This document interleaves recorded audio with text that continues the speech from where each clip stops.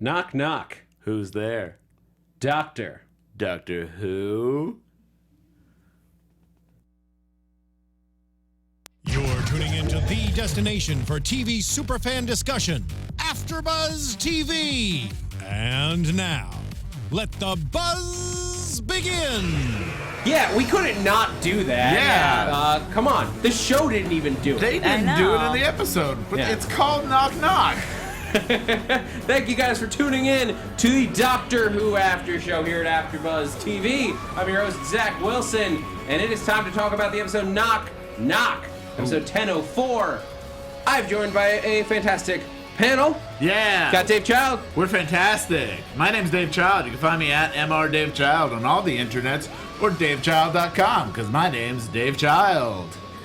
Adrian Snow is back. Yes, I'm back. Sorry, I was out of town. Yay. I'm Adrian Snow. You can follow me on Twitter and Instagram at Miss Adrian Snow, and that's MSEDRIANSNOW. Sorry, I've never heard this theme before. I was so mesmerized by it. Oh. Which one is this? Is this the current one? No, it had Benedict Cumberbatch appeared in the I don't- title I think this sequence. This must be. Oh, you know what? This is a fan. family. This is a fan. Yeah.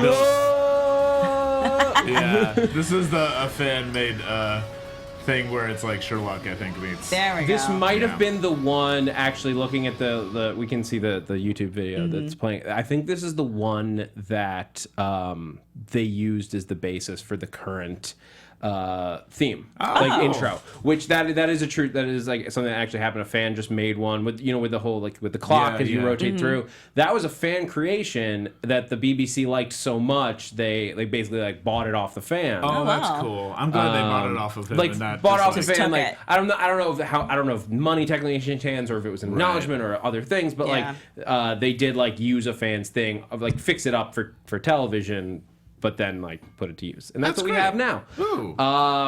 Lovely little learning. The tidbit. chat is Michelle. I was like, that was to our opening. That was so awkward. You're welcome. Yeah, you're welcome, internet. All right, let's dig in. Just right off the top, what did you guys think of Knock Knock?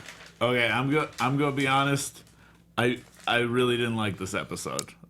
To me, this was like the weakest episode of the season so far. Wow. Okay. And there's a couple of things I liked about it, but I think I've been defending the last couple of episodes pretty strongly. I think maybe not, but like this one was a little tough for me, and I think it's because I wanted a really scary episode, and I didn't quite get that. But we could talk about it in a bit. All right, Adrian, what do you think? Yeah, I thought this episode was okay. I wasn't necessarily. I'm ready to get to the juicy stuff. Like Yeah. by episode 4, I kind of want to know what the main thing we're driving towards is. I want like a little bit more on that. I can agree with that. So- I mean, I have not been shy about it on this podcast. Like, I am, while there are good one-off episodes, I'm not a fan of too many of them, and Yeah. we've had 3 in a row now. Yeah. And like we did get a big step closer to finding out vault. what's in the vault. But and like we were this week, and we'll get into this towards the back of the show. Like we were able to eliminate some of our theories from previous weeks. Yeah. But yeah, you're right. I'm ready for a bigger, overarching, like driving plot line. I actually liked this episode. I liked it, I think, interesting. more than last week's. But again, remember that I was not a huge fan of last week's episode. Right. This just the themes of this episode felt very much like Doctor Who. It also still managed to feel like unique in that like we were getting, this was a companion episode, like a very companion heavy episode. I like that it did stay on Earth, like in her life. It is that like Doctor Who sort of convenience of, wow, the person that's perfectly conveniently there for the Doctor to save happened to be the one that fell into this bad magical trap. Yeah.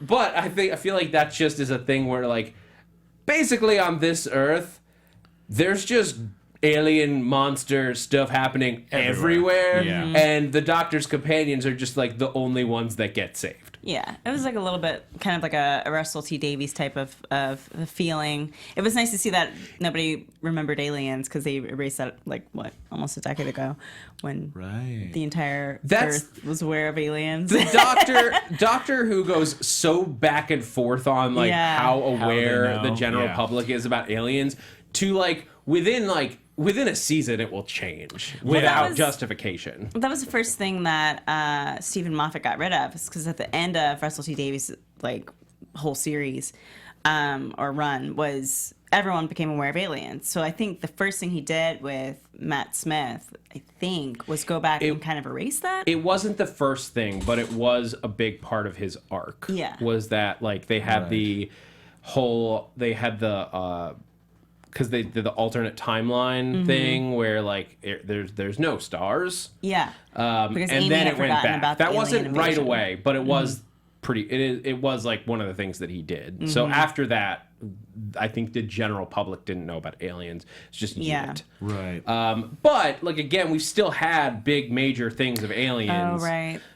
Since then. I just kind of always assume that it's kind of like how we think of aliens right now. We don't really believe they exist. Yeah. That's kind of where I always just assume it lands, because it is hard to keep track. But you're right. Like the episodes like The Day the Doctor Stayed. Yeah. I forget the exact title, but it was something close to that. Day of the Doctor? Was it just the Day of the The Doctor? Day of the Doctor was the 50th.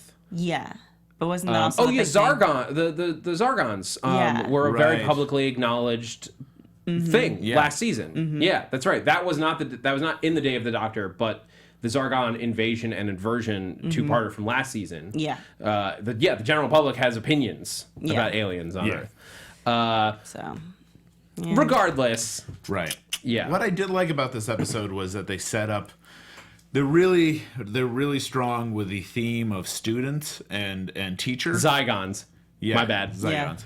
Of student and teacher, and so they're building off of student housing in this case, where the student is moving to.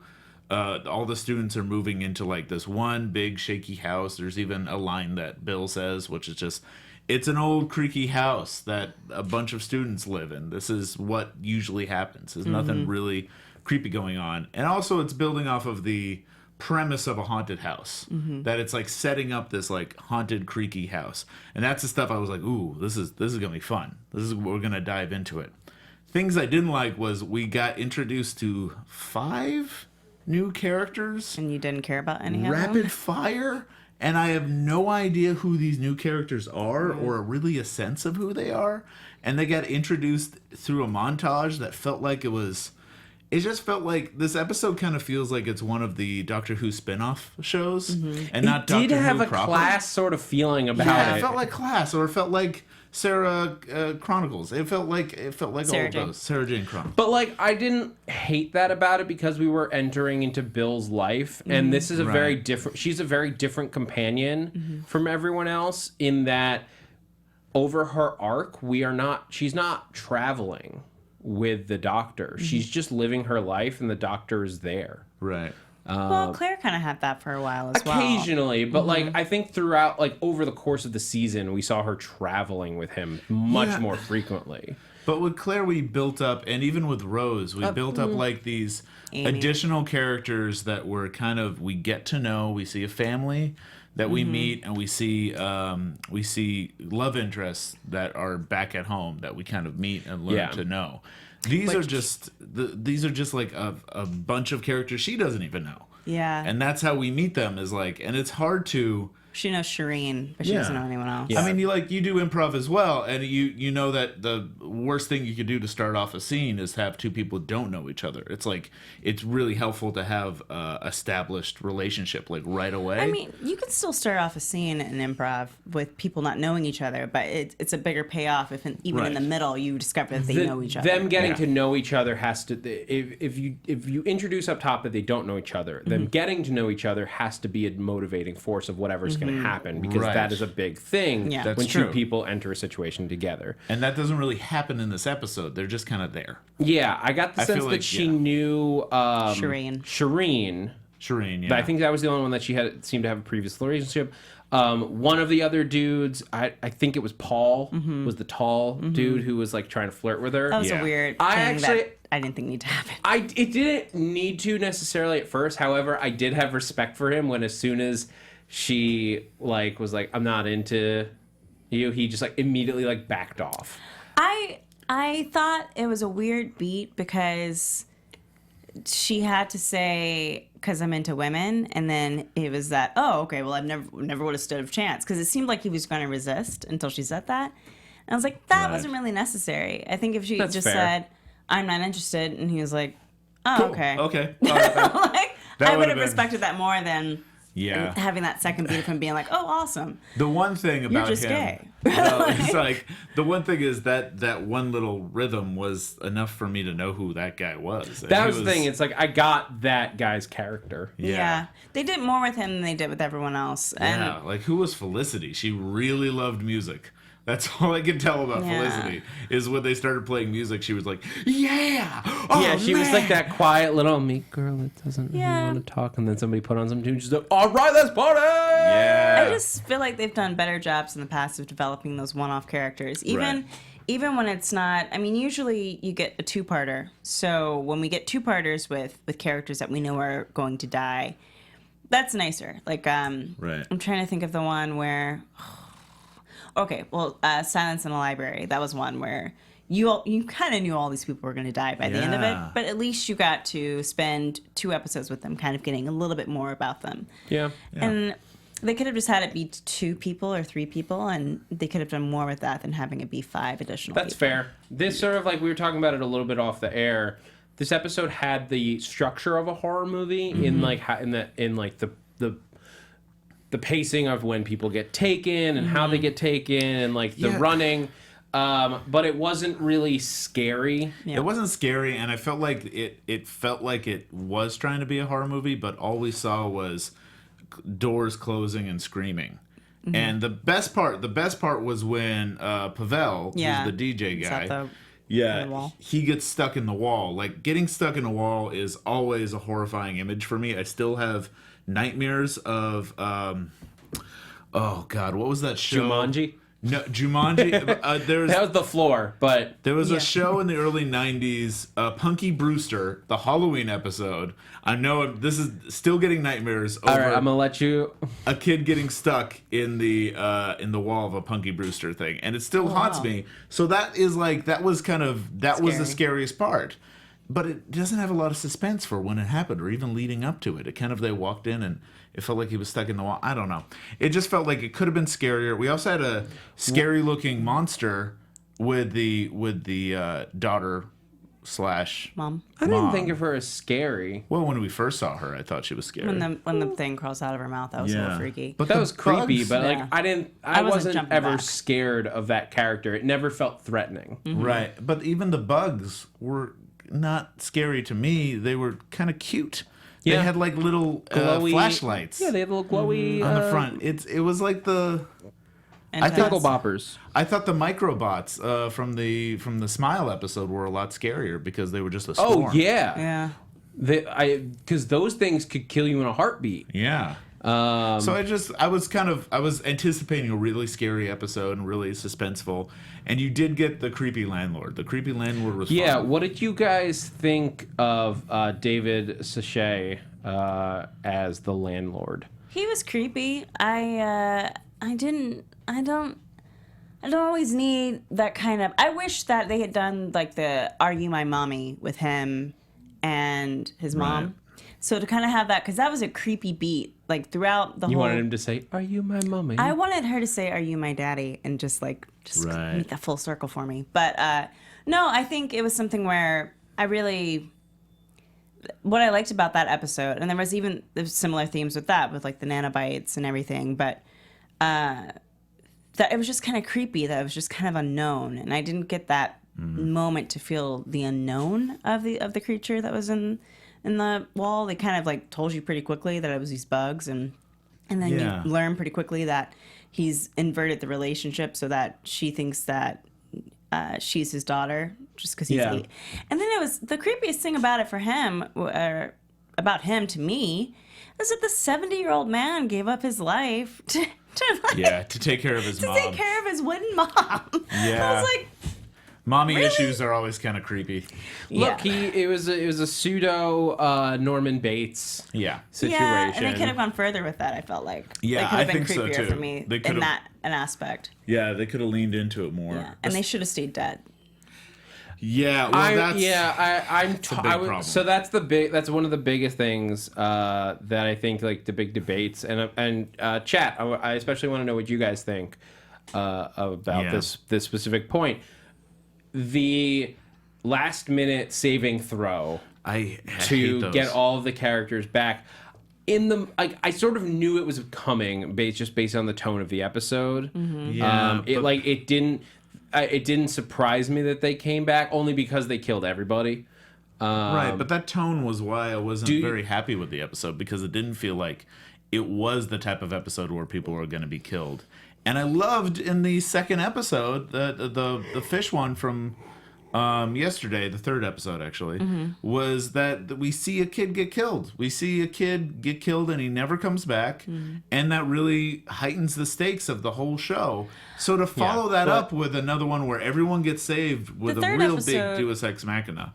Yeah, but so chat, do you think, would you have wanted everybody to die, or are you happy with everybody living? That's the question. I mean, the third episode just had bigger stakes. It dealt with racism, which is something that, I mean, I wasn't here last week, so I didn't get to talk about it, but I was very relieved to see the Doctor address, like, historic racism. Yeah. And not just kind of blow it over. Like in Martha Jones, you see she has like one comment about it, and then Shakespeare's in love with her for the rest of the episode. Right. But the stakes of that were so much bigger. So when you come to this episode, and yeah, you know, the mother-son dynamics are always something they like to play with, and they usually always make it sweet at the end. But they could have killed at least one of them. I mean, they were disintegrated.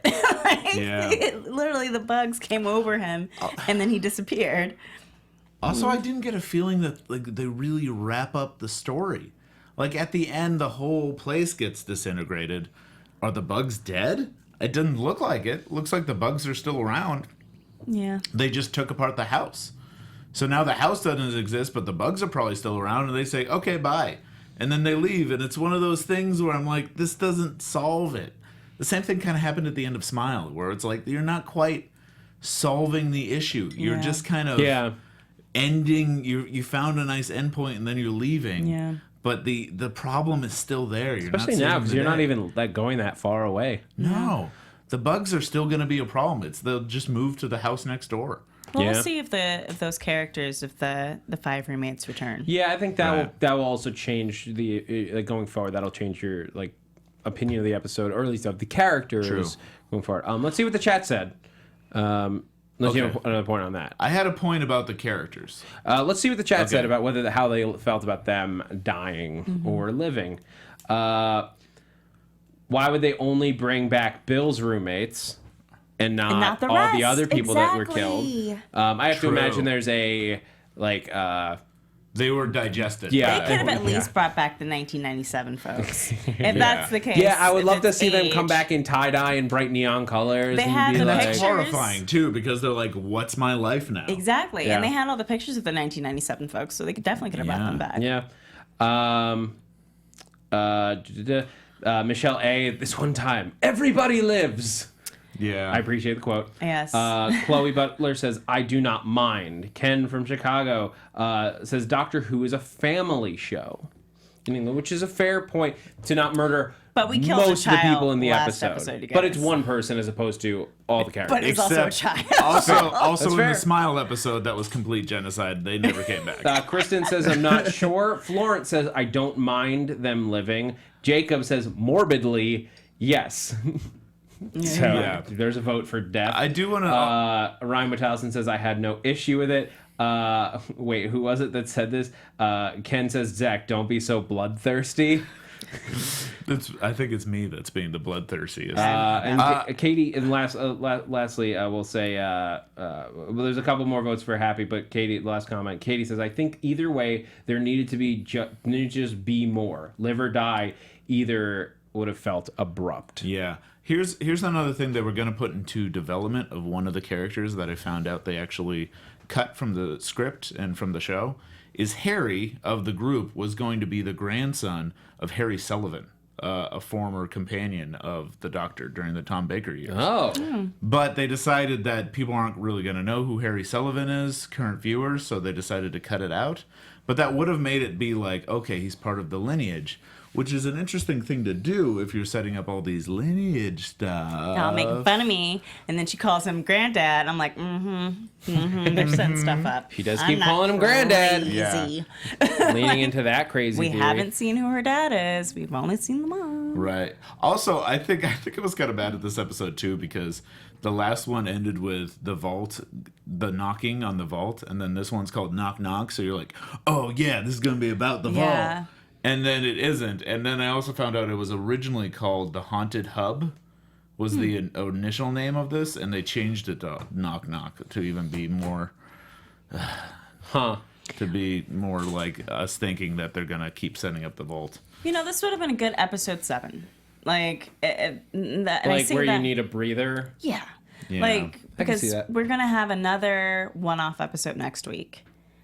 And so that's 4 in a row. I don't mind. Because it's a spaceship episode next week. Yeah. So to have had a little bit more talk about the vault or a little bit more talk about Bill and what's going on with Bill, just because we touch on the Doctor going back and taking pictures of her mom in the first episode, and then we don't ever address it again. Except for the one picture she puts up of her mom this episode.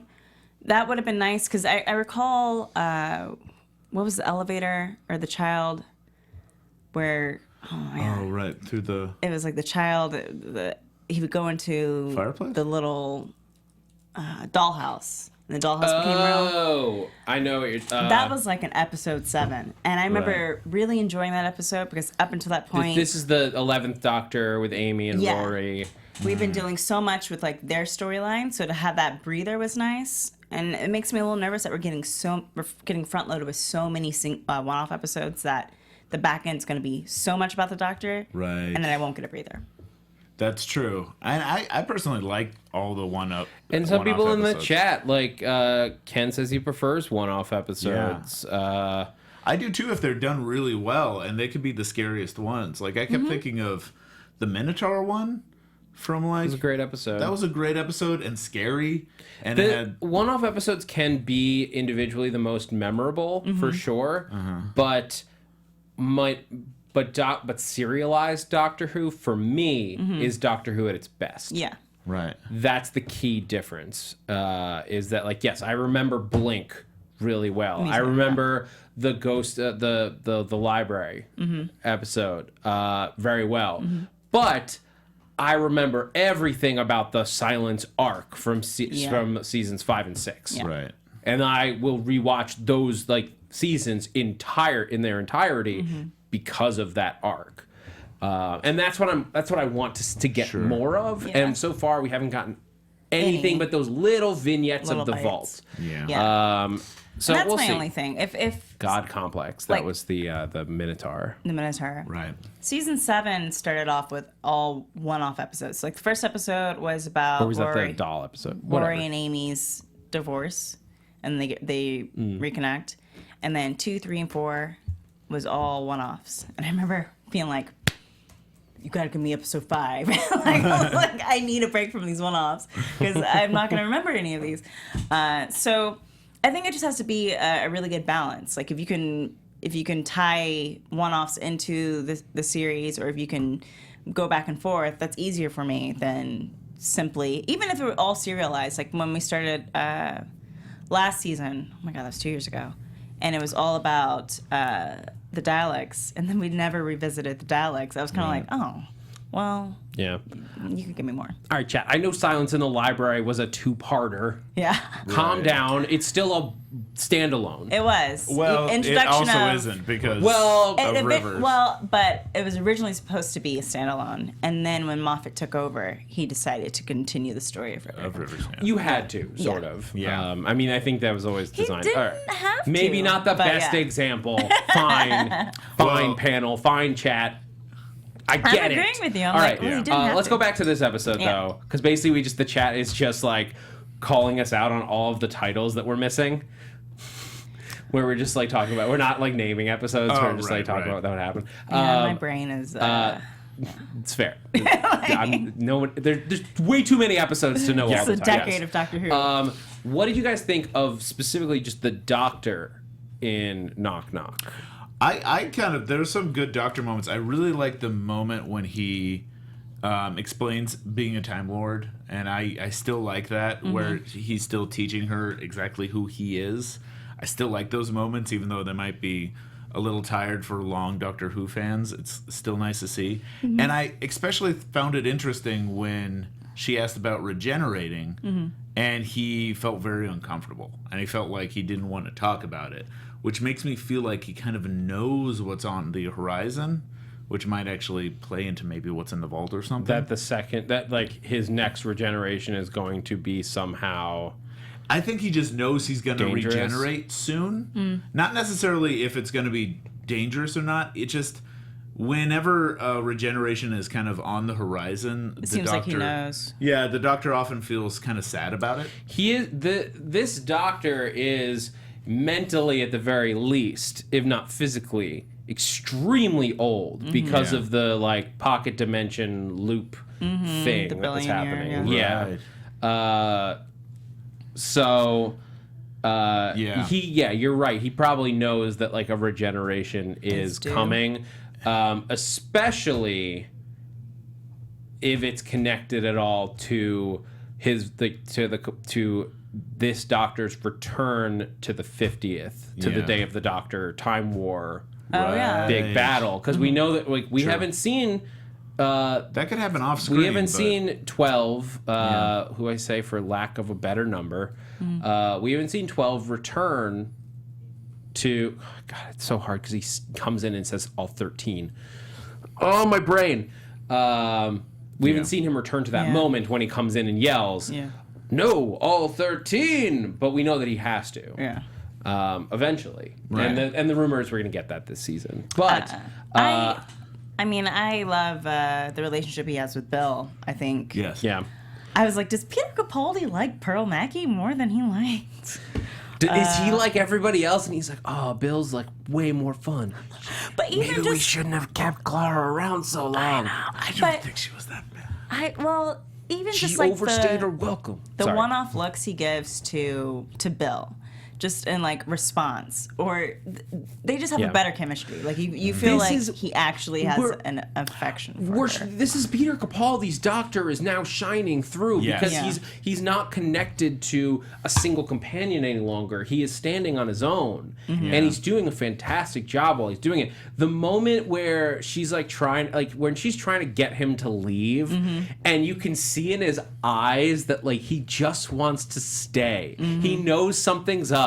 And he wants to investigate it so badly. Yeah. It is the only, and she's like, no, go, Doctor, bad Doctor, and he's like, but there's something weird. But the wind. I wanted to sonic it and like do a thing. Yeah. Well, come on. He feels very comfortable in his skin now, which is great to see. Also, I have to say, I think his sonic screwdriver might make the best torch out of all of them. Because it has such like a big light bulb on the top.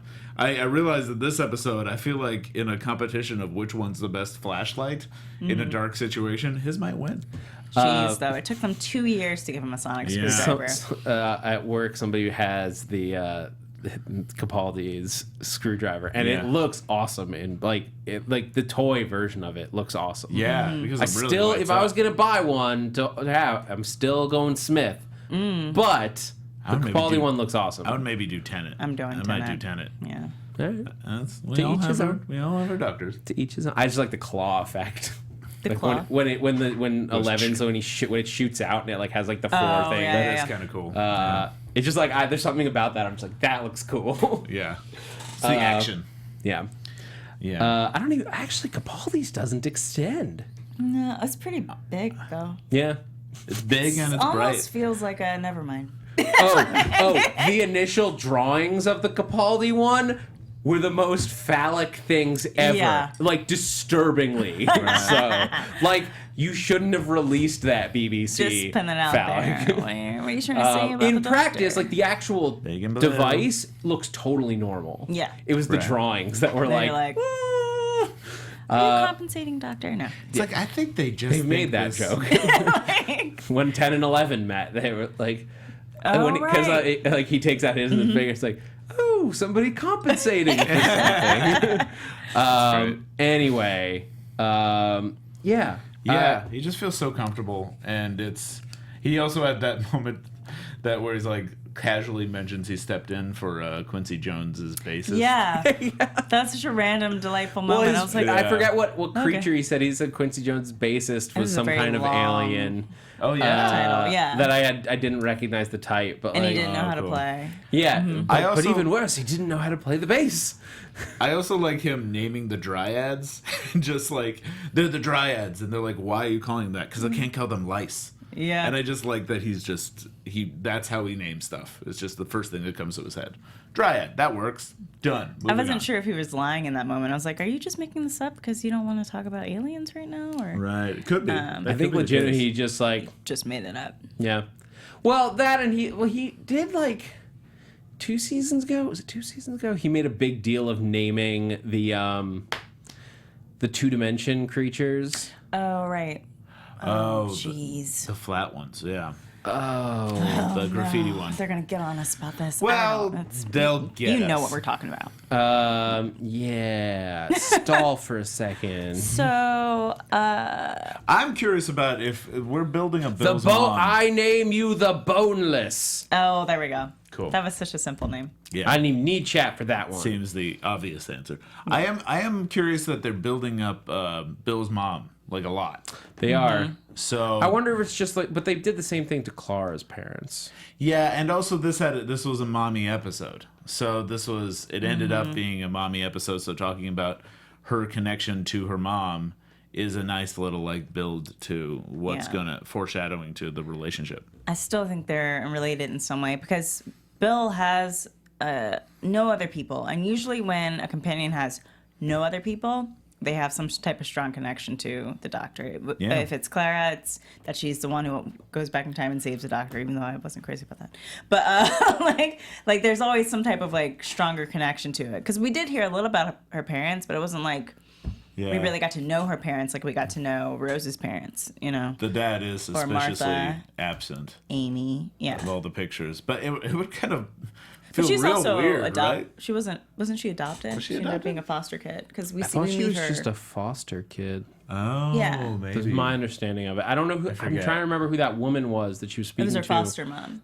Okay. So she didn't know her parents. Oh yeah, no. Right. They She do just has a establish that she picture. didn't know her parents. Right, she just has the pictures because of the doctor. So we've seen parents have a big role. I mean, like we also had Donna's father. Right. Yeah, but she had no Rose's. prior. It didn't end up being like some big connection between her and the doctor. Yes, Right. but the So- doctor has at the very least met her mother. That's why it's it's going to be a little weird if he turns out to be her dad, because it's like, "Oh, I'll go take pictures of your mom."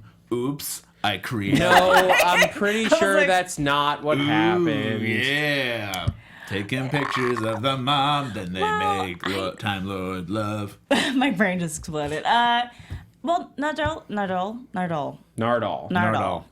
He says something about not getting involved in her life that I thought was just, I don't know, they're just putting stuff down.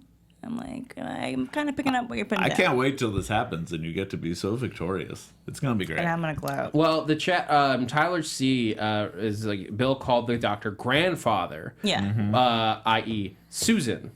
And we did see Yep. Susan Building in up the Susan. pilot for this season, in the first episode of the season. And again, I don't think that was an accident. No. I feel like there's no way that Susan's of Susan and River? being there. We are dealing with we are doing a ton of stuff with the school, the Coal Hill Right. School, where she was, and where Ian is still the superintendent. Playing it's pretty- devil's advocate, though, Yeah. I feel like they could just be setting that up so to mirror that relationship rather than have it actually be a plot point. It's kind of more of a Fine, thematic Dave. relationship. Spoil my dreams. I mean, maybe. Well, there was a picture of River and there's a picture of Susan. Yeah, but he's... And it's kind of implied way back in the day when River first admits to who she really is, that there is a connection between her and the baby carriage. Not just in that she was ever put in it, but that they have a connection about the baby carriage. Like, well, it was they have his. It was his. It was his, but Yeah. there was also like, I always read that scene as like, this is something that's between them, and the type of excitement he showed for it was like almost as if she is not only his wife, but like the mother of his children. Right. I mean, they had 24 years Interesting. together. They did, and he does have grandchildren. And he does have grandchildren. But the first Doctor would have to know who his like daughter or son was that then gave birth to Susan. No. Yeah. Remember when they're... Like, you wouldn't just, like, travel around being like, well, I got this Mr. Granddaughter from somewhere. Remember when the Doctor had a daughter, and then the Doctor just married her in real life? And then Tennant just married her? The clone you're talking Yes. about from the Tennant years. Yeah. And they've like, Yeah. actively said that they're never going to address that. Yeah. Sure. I think but she might have appeared in an audiobook. But they've, like, said the show will never address that. Sure. But that's exactly what you're talking about. And she's though. also It is the daughter of a doctor. Yeah. I mean, it could, there's so many paradoxes, and it could be a situation where, I don't know, it's not. Yeah. I mean, it's I mean, impossible. 24 years also is a suspicious amount of time to kind of spend in one night. And it feels like how old is... I'm leaning towards you because, like, how old is Bill... Is she 24? Is she 23? I think Bill's supposed 22? to be early 20s. Yeah, so Not in but she would college. have College age. she would have been like raised, I guess, by them if she spent all of that time with them. She was foster. Yeah, but she was So. foster. Let's talk about the vault. Yeah. Yeah. So this is where we are now with the vault. So we go down there. The Doctor brings Mexican down. To like, I guess he has some for Nardole and some Mexican for food. who. Yes, Mexican food. And some for whoever or whatever is Yeah. in the vault. I And, guess like, it's to whoever Spurleys. because we know that it's a person or a creature. Yeah. But that's still even a creature is a person. We're very respectful on the Doctor A Who After sentient show. being. Yes, some kind of sentient, some kind of Like, sentient are they a being person? that he gave Yeah. a piano to. I feel like we are all but confirmed that it's a master, and we are really just Yeah. trying to figure out Which which master? one or which ones. Yeah. Especially the, hey, I want to tell you a spooky story. And then as soon as they say, oh, a bunch of innocent people got eaten, Yeah, that's where it then feels they get like it's very excited about it. mastery. Yeah. Because it's an exciting... Who else could he possibly be talking to? Or is that too obvious? That's the thing, is it feels too obvious. Yeah. Unless the surprise was supposed to be John Sim and it just leaked. That No, the 'cause surprise they is that did it's it. not. Like, they put it in their trailer. I think it might. Was it in the trailer? Yeah, in the John trailer. Sim. You could see John Sim like turning to the The camera last in shot the of the trailer is Johnson. Yeah. Oh, maybe I missed that trailer. Yeah. I just saw the announcement. Because Yeah. I don't think anyone knew until all the news I saw about it was about it being from the trailer, and everyone's talking about the last shot of the trailer is Johnson. Okay. Well, then some people are saying the Valyard, but I don't think that's where they're going with this. Yeah. It has to tie back to the Time War. If that's what they're going with, then it has to go back to It's a that. time sealed. It's a Time Lord sealed door, so Yeah, it so has to be like some connect type of to the prison. Time Lords in one way or another. Yeah. So that the only creatures that would need a Time Lord like seal on a door like that Dalek. would be a Time Lord or a Dalek. Yeah. I don't think And- a Dalek is playing a piano. Yeah, a Dalek just doesn't have the digits for it. Yeah. Might if it just like zooms Or in the on like a couple empathy. keys with its plunger, might be able to play like hot cross buns or something. Yeah. Maybe there's a hole in the bucket, which, fun fact, the only song I know how to play on the piano. I thought you meant that's how its little tentacles were coming out, and you were calling the Dalek armor the bucket. So the hole in the bucket was just the I have tentacles now coming forever out. rewritten. Chad, if somebody wants to write alternate lyrics, parody version of There's a Hole in the Bucket about Daleks, I will Dalek, not dear fight you Dalek, on it. There's a hole in the bucket, dear Dalek. All right. Perfect. Oh man, now we're gonna have to pay for the rights to that song. Nah. No, Don't It's think. probably old enough. Yeah. Yeah. But yeah, I mean, I feel like it has to be Missy. And this is where he's basically landed. It's like, I can't control you. I can't stop you. So I'm just going to lock you up. But he said, I'm a prisoner too. So this is a punishment for both of them. Well, he's a prisoner because he made an oath that he wouldn't leave the vault. Because even though he Missy has reigned no matter, like, every time Missy's out there, she has killed lots When's the of last time people. we saw Missy? Was the Cybermen, right? Yeah. No. Incident. We've seen her since. We saw her last season. Did we? Briefly. I thought. Did we? I thought the last In the opening with the Because where she stops the help him? airplanes and everything. Yeah. That was the top of last season. with the Daleks.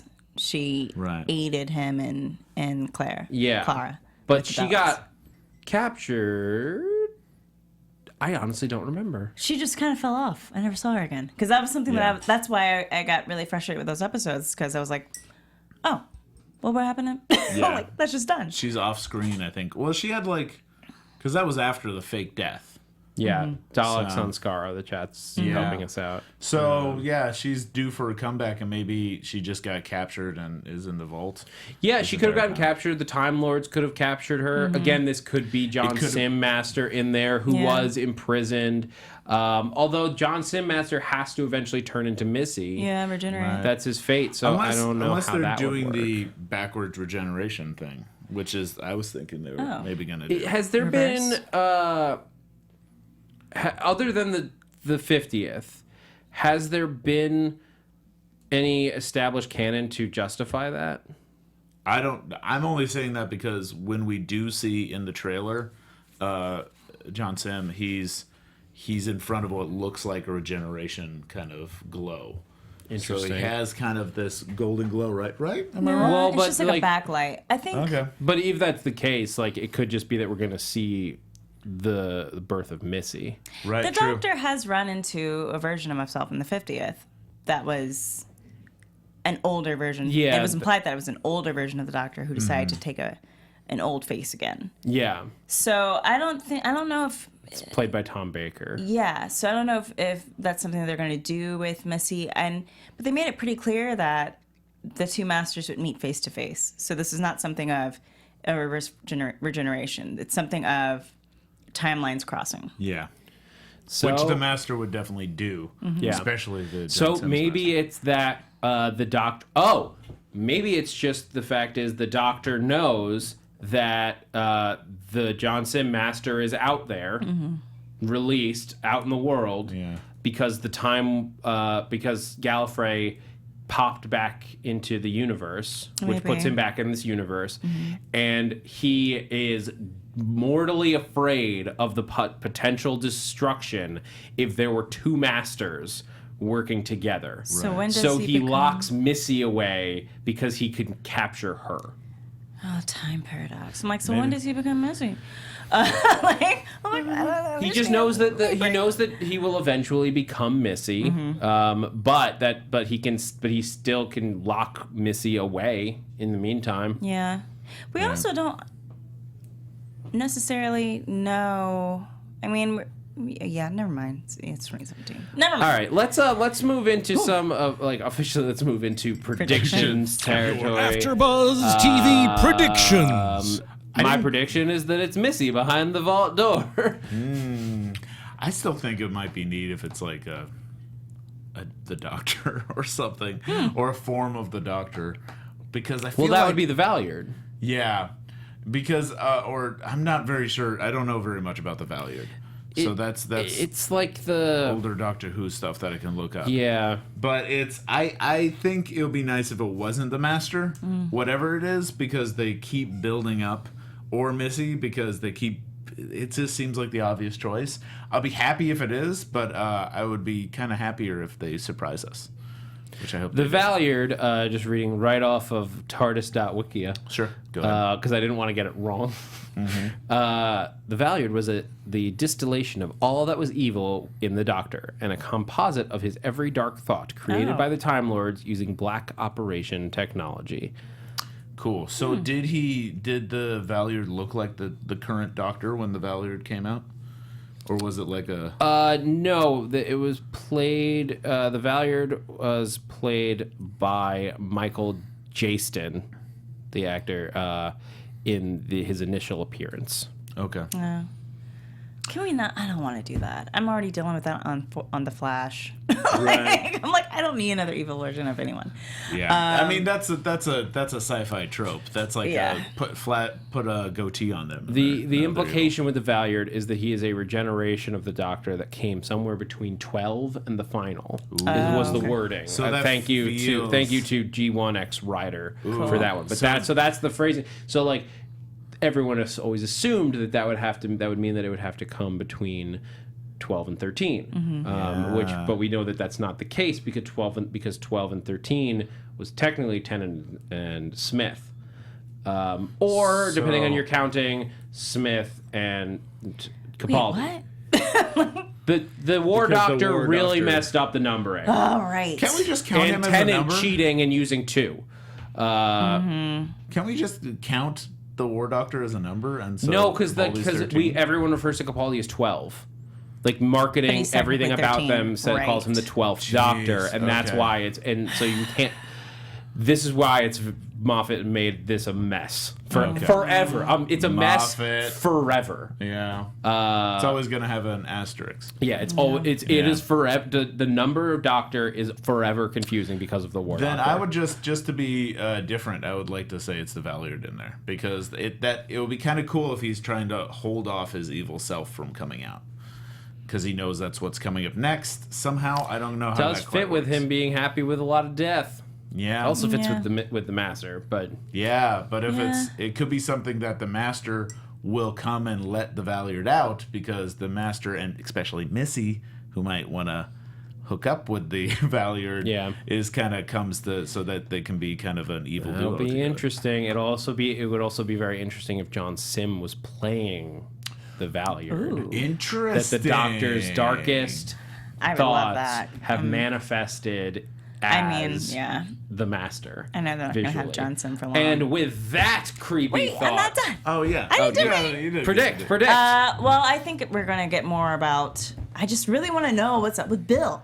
So if we can not have this... if we could just get straight to that. I think who's going to vault... It's either... It has to be a Master. It's a Time Lord. I'm put that out. It's a Time Lord. And then with Bill, I hope it's kind of... I hope there's an explanation for why the Doctor felt compelled to go back and take pictures. Not just to be kind or anything like that, but there was a reason why he went back and did that. Or did he not just go back and do that? Did he live there? So, and I also want to know more about the 70 years that he's been on Earth. What was going on in that time. Yeah. And in those 70 years, could he have been with Bill? Also, is Bill only going to be in this season? That's the rumor. Okay, if that's nothing the case, is official yet. I hope she has an arc. I hope she has a beginning, middle, and end. I also cannot stand the Bill theme. I don't like that. It's too sweet. I didn't notice it. Really. Well, with that, we got to get out of here. The last thing I'll say is that with the Bill thing, it is just a rumor, but it sounds like they knew that if it is going to be her end, it sounds like they knew that going in. Right. So that they're not just going to leave us on a weird cliffhanger. Cool. Right. All right, guys, that's going to do it for this week's Doctor Who After Show. Thank you so much for joining us here at AfterBuzz TV. I've been your host, Zach Wilson. You can find me on Twitter and Instagram at @ZachWilson. Be sure to tune in right after this, where I'm going to be talking about The Leftovers. My brain on that show. My brain. I haven't watched it yet. Don't say anything. Very exciting. It's the last season, and it's crazy. I know. Check out Agents of S.H.I.E.L.D. on Tuesday nights. Penultimate episode for season 4 this Tuesday, and the finale next week. Yeah. And I'm MR Dave Child. You can find me at MR Dave Child on Twitter and DaveChild.com. If you want another crazy show that's only just beginning, I'm on American Gods tonight at 11. And also check me out on Fargo on Thursday and iZombie for some good CW fun on Tuesday. Hi, I'm Adrian Snow. You can follow me on Twitter and Instagram at Miss Adrian Snow. I'm also on The Handmaid's Tale on Thursdays and then the Unproduced Table Read on Fridays for Popcorn Talk. All right, guys, this has been the Doctor Who After Show. Thanks for geeking out with us. From executive producers Maria Menounos, Kevin Undergaro, Phil Svitek, and the entire AfterBuzz TV staff, we would like to thank you for listening to the AfterBuzz TV network. To watch or listen to other after shows and post comments or questions, be sure to visit AfterBuzzTV.com. I'm Sir Richard Wentworth, and this has been a presentation of AfterBuzz TV. Buzz you later. The views expressed herein are those of the hosts only and do not necessarily reflect the views of AfterBuzz TV or its owners or principals.